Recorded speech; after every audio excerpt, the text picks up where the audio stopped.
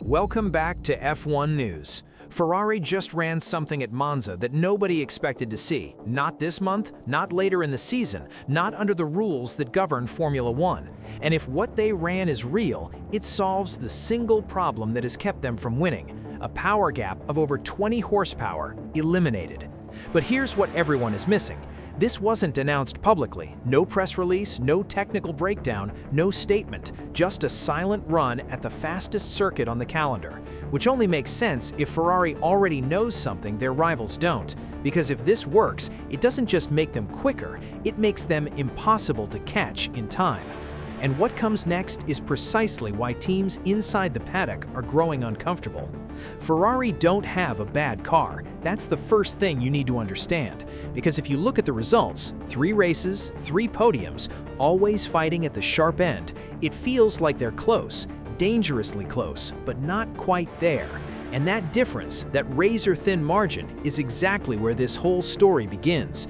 Because the SF26 isn't struggling everywhere, it's struggling in one place, one very specific place, the straights. Full throttle, maximum power, that's where the car surrenders everything it builds in the corners. And the numbers don't lie. Up to 30 horsepower down, losing over 10 kilometers per hour on long straights, every lap, every race. And here's the reality. You can't mask that. You can't outsmart that with strategy. You can't drive around it, because in Formula One, power is time, and time decides everything. But here's where it gets interesting, because despite that weakness, Ferrari are still the second fastest team on the grid. Think about that. Second best chassis, exceptional tire management, one of the most composed cars through high-speed corners, which means if you remove the engine deficit, even partially, this car doesn't just improve, it transforms. And that's exactly what Ferrari understood, not after months, not after a raft of upgrades, after just 3 races. Because internally, the data was already telling them everything. The issue wasn't balance, wasn't aerodynamics, wasn't setup, it was the engine. And more specifically, how the engine degrades across a race distance. Because this is the detail most people overlooked. Ferrari's engine doesn't just lack peak power, it loses power as the race develops, slowly, quietly, almost invisibly, but enough to cost them everything. And once that pattern was confirmed, they stopped thinking about incremental upgrades and started thinking about something far more drastic, something that doesn't patch the car, something that removes the limitation entirely. And that decision led directly to Monza, because what Ferrari tested there was not designed to make them marginally faster, it was designed to eliminate the one thing that makes them beatable. But here's where the story turns in a direction most didn't see coming. Because Ferrari didn't reach this decision calmly, they were forced into it. Race after race, the same pattern. Strong in Sector 1, competitive in Sector 2, and then they hemorrhage time in Sector 3. Not through errors, not through strategy calls, through pure engine limitation. At Suzuka, the data was undeniable. More than 70% of their lap time loss came in the sections where raw power matters most. That's not a minor issue. That's not something you tune away. That's a fundamental problem. And when a problem is fundamental, you don't apply a patch, you start over. Now imagine being inside Ferrari at that point. You have a car that dominates corners, a car that preserves tires better than almost anyone, a car that in clean air feels almost untouchable, but every time it hits a straight, it becomes exposed, predictable, beatable.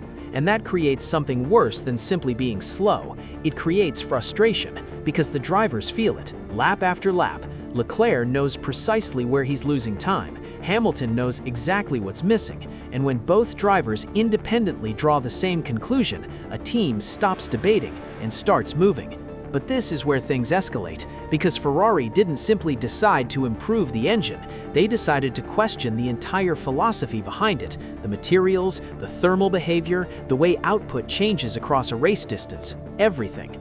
And once you open that door, you're no longer developing, you're redesigning. And that's a dangerous path, because it's costly, it's risky, and under Formula One regulations, it's barely within the rules. But Ferrari didn't hesitate, because they understood something critical. If they followed the standard upgrade path, they'd remain second, perhaps closer, perhaps more consistent, but still second. And for Ferrari, that's simply not acceptable.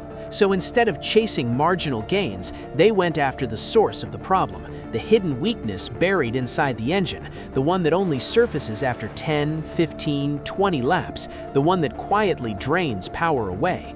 And here's the key detail. This wasn't fully visible in pre-season testing.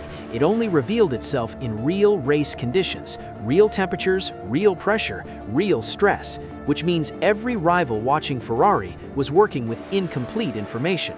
They could see the deficit, but couldn't identify the cause. And that's exactly why what happened next caught everyone off guard. Because while others were fine-tuning setups, Ferrari was already working on something entirely different, something that wouldn't just reduce the gap, but change how their performance behaves across an entire race. And when that kind of shift happens, it doesn't denounce itself immediately. It builds quietly until one moment where everything suddenly looks different. And that moment is exactly what Monza was concealing. This is where Monza stops being just a venue and starts being a signal. Because Ferrari didn't select Monza by chance, they chose the one circuit on the calendar where weaknesses are exposed instantly. Long straights, maximum throttle, nowhere to hide. If your engine is down on power, Monza punishes you more harshly than anywhere else. So testing there, ahead of any official upgrade announcement, sends a message.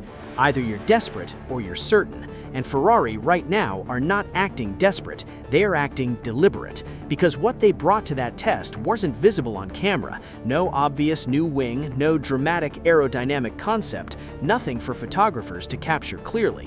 Which means the real change was concealed, internal, mechanical. And that points directly at the engine, but not simply more power, something far more significant: consistency. Because the real problem Ferrari identified wasn't peak output, it was what happens after 10 laps, after 15 laps, after 20 laps, when temperatures climb, components expand, and efficiency falls away. That's where they were losing races, not at the start, not in qualifying, but at the end. And if you fix that, you don't just go faster, you become dangerous. Because now your performance doesn't fade, it sustains, lap after lap, stint after stint. And suddenly the phase of the race where Ferrari used to defend becomes the phase where they attack. But here's the detail that shifts everything. To achieve that, Ferrari couldn't rely on conventional solutions. They couldn't just remap the engine, couldn't just improve the cooling. They had to change how the engine behaves under stress, at a material level, at a structural level, which is why this isn't being treated internally as an upgrade. It's being treated as a new specification, a different identity. And that's precisely why the term SF26B is beginning to circulate, not officially, but consistently. Because when you pair a new engine behavior with a new aerodynamic package already under development, you're no longer evolving the same car. You are building a second version of it, one that corrects the original compromise, one that removes the original ceiling. And here's what should concern every other team. They can see Ferrari improving, they can measure lap times, they can analyze sector data, they adjust, they react, they optimize, but they are reacting to the surface, not the core. And by the time they realize Ferrari's straight-line weakness is no longer what it was, it's already too late. Because engine development cannot be copied overnight, cannot be redesigned mid-season without consequences, cannot be accelerated without risk. And Ferrari knows that. Which is why this isn't simply engineering, it's strategy. They are not simply closing a gap, they are choosing the moment it disappears. And if they time it correctly, they don't just catch up, they reshape the entire competitive order. Now here's the most critical part. All of this only works if one condition is met. The new engine must be reliable. Not for one lap, not for one session, for a full race distance, under pressure, under heat, under genuine conditions. Because if it fails, everything unravels. The plan, the timing, the momentum, all of it. And Ferrari are fully aware of that risk, which is exactly why Monza mattered so much, because that test wasn't about speed, it was about confidence. Confidence in the new behavior, confidence in the materials, confidence that when the car reaches lap 20, lap 30, lap 40, it will still deliver identical power, identical response, identical consistency. And if that confidence is justified, then Ferrari have done something very few teams ever manage mid-season. They didn't just improve the car, they changed its trajectory, changed when it becomes strongest. And that leads to one final question. one nobody inside the paddock is answering yet, because if Ferrari's peak is still ahead and everyone else has already shown their hand, then when that moment finally comes, will it look like an upgrade or will it look like a completely different team?